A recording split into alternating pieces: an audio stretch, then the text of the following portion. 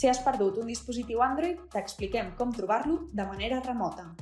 Per fer-ho, és necessari que el dispositiu estigui associat a un compte de Google. Així, el servei de localitzador guardarà les ubicacions més recents.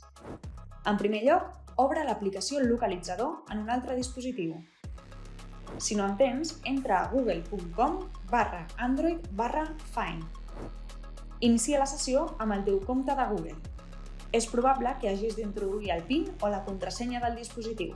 A continuació, selecciona el dispositiu perdut de la llista i consulta la seva ubicació al mapa.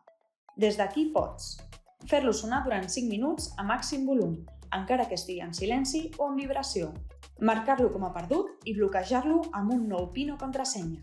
També pots configurar un missatge a la pantalla de bloqueig perquè la persona que ho trobi ho vegi i pugui contactar amb tu, o pots esborrar el dispositiu.